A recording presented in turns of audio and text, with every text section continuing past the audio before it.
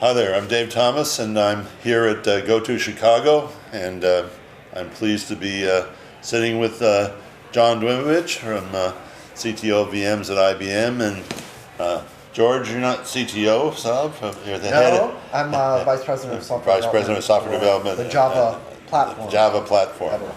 Vice President of CTO. And those long titles. You know.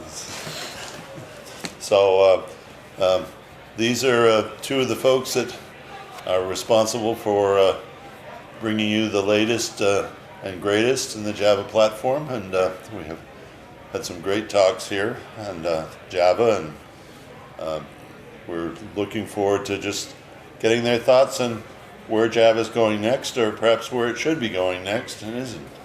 So anyone want to kick it off? John, you were talking about Java Next. Sure. Yeah, so Java VMs have been around for a long time, so there's a lot of mature technology in there. So you look at it and you see lots of great stuff. And you could probably look at that and say, yeah, we're done. But the reality is hardware advancements, things like GPUs, things like evolving the platform for compatibility reasons, things like better security, all of those things are pushing to move the Java ecosystem forward, or the requirements that are pushing the need for moving the ecosystem forward. So today we talked a little bit about the need for better external memory access via something we call packed objects. It's something that we see necessary to drive the next level exploitation of emerging hardware like GPU support. So that's the kind of stuff we're looking at. We talked about earlier today. So. Yeah, Dave, I think there are a bunch of really exciting things coming. I mean, we're in a, kind of a period of a new renaissance for Java. And this is really sort of a time where we've gone past the sort of lull that existed, and I think people are very excited about Java again, and the fact that we're kind of evolving, both continuing to evolve the VM technology, which did continue to happen even during that period, but also that the language itself is moving forward again. It's very exciting. So I think some of the things we're pretty certain are going to be coming. The next version, I'd say modularization is clearly one of the most important things there, and I think that can also bring with it a lot more goodness. So it'll be interesting to see what those things are. And then I think further afield, as John mentioned, for function interface improvements, value types is something that's been discussed, and John Rose has blogged about. And I think one of the neat things is that with the updates to the JEP process in OpenJDK, it will be even more possible for people to see ideas that people have and discussion about them in the OpenJDK community. So that should be pretty cool. I think people have been pleasantly surprised.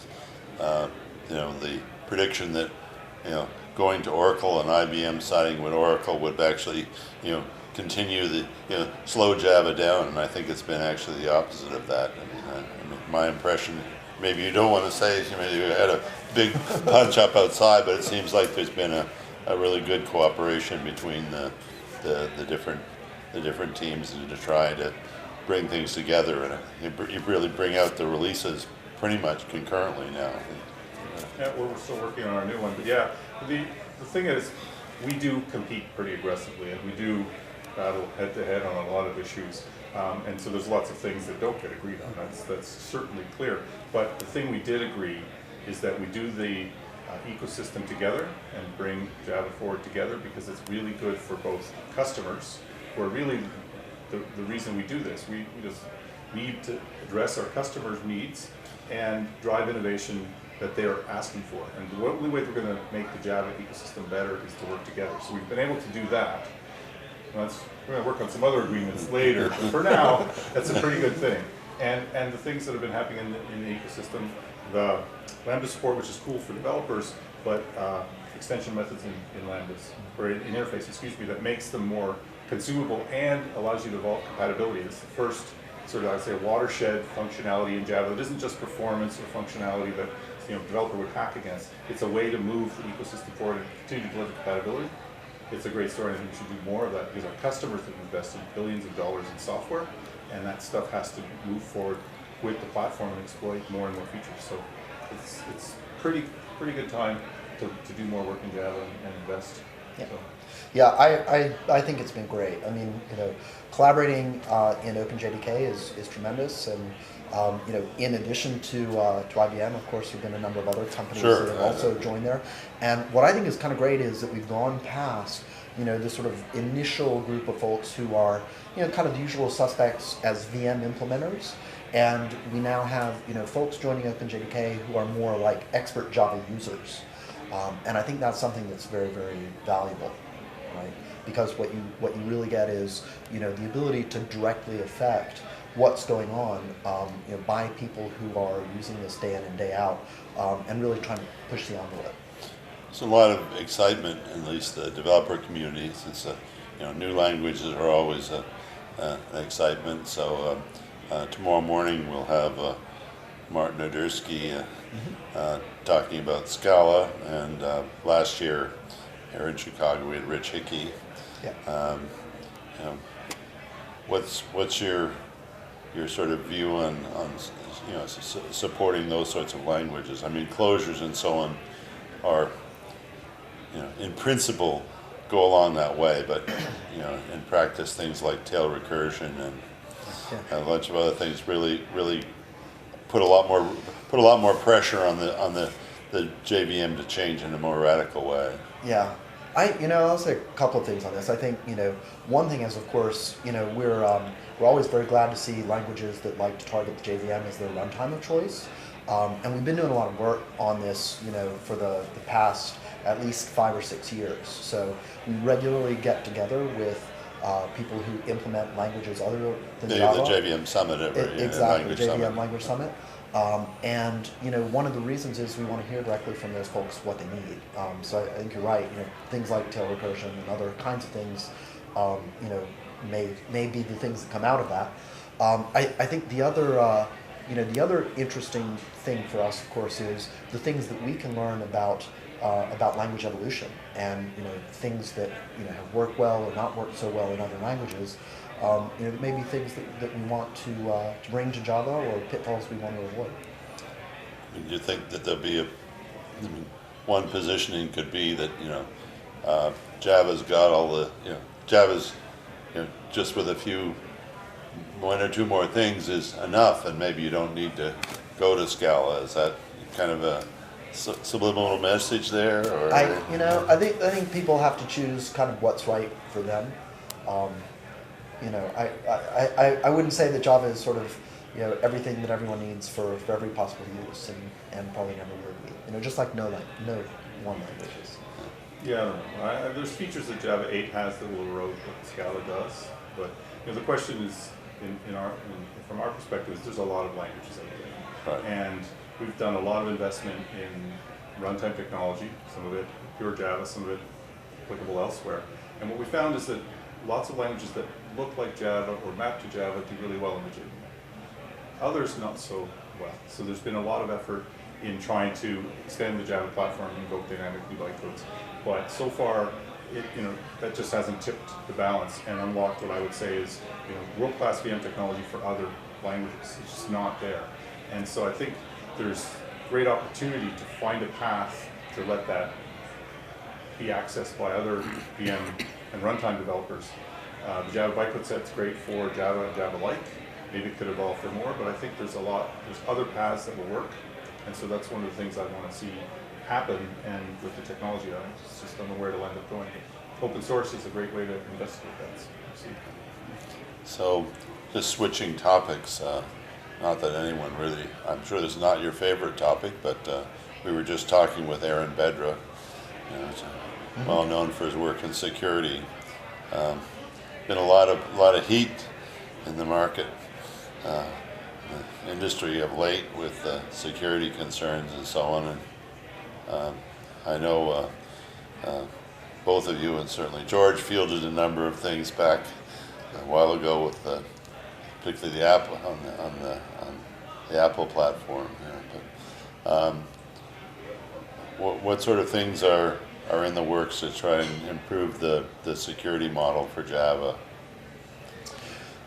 Well, I think certainly long term there are some things that we want to look at investing in, And but I'd say that even in the shorter term, we've both been doing things in order to sort of address issues that have been reported, to find issues that haven't been reported and fix those as well, but also some things in order to just tighten up the security model overall. So these are the kinds of things like requiring signing, like putting in place a way of being able to lock down your your web deployed application, so that if you for some reason have to stay with an older version of Java, you can say that only that particular application that you know and trust and you know the origin of can run on it. So I think those are all good steps in the right direction, and I think there's more that will come. Yeah, so we take security seriously. So IBM has done a lot of things, like we've released all of our major updates concurrently. We went to no staggered releases for all our releases that contain all the security fixes across everything we have in production 4 times a year, or matching the CPUs. And that means a customer of ours can just get the latest on any version. You'd be surprised how many older versions of Java are still in production. They work, they're fine, they don't get changed, they still get updated security-wise. So that's something our customers like. Now the question is, what can you do better? What can the VMs do? What can the low-level stuff do? Things like read-only objects to prevent corruption, or internal corruption of data you shouldn't be messing with. That's important. That's been talked about for the roadmap for Java. Value types can help as well, non-forgeable pointers. So there's technology solutions. They'll just be tools to help make the platform stronger. There can still be, you can still have secure components that can then be, not used properly, and security issues occur. So the best you can do is attempt to prevent those in the secure engineering rules, which we actually shared between IBM and Oracle, do together, and we have our own process to do that. Plus, frequent security refreshes when needed, so you just aren't, because things happen, you gotta fix them. So it's lots of opportunities. Maybe our last one, given we have too much time, about startup time and shareability for Java. What's the future look like for that? Startup time, it's faster every day. Both of those are certainly areas that we're interested in and are looking at.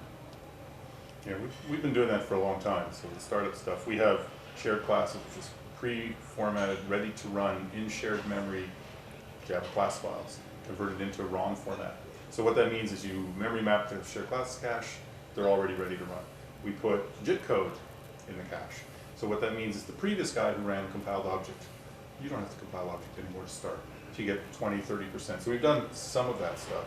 Multi-tenancy is another way to do that. There's a hot VM running, give isolation. So there's lots of really nice things for startup in our world that, but it's not done. So if you want run and done apps, where you're going to run, start, process a few requests, shut down, there's still more work to be done for startup performance. And so the kinds of things that we see, profiles in Java 8 are subsets, which is certainly a nice way to use less. So if you can actually take your application and map it to some smaller set of libraries, it's going to come up more. It also has smaller surface area for security issues, right? So you're not going to attack all the stuff there, it's not all there anymore. It's also great for cloud deploy. So you strip out a bunch of stuff or use a smaller runtime and deploy. So there's more things coming, and I think it's a huge opportunity, especially for cloud, where you might want to spin up more instances, and you're spending, instead of 40–50 seconds, you want to spend less than a second to bring something up and be ready. And that's there's still some work to go there.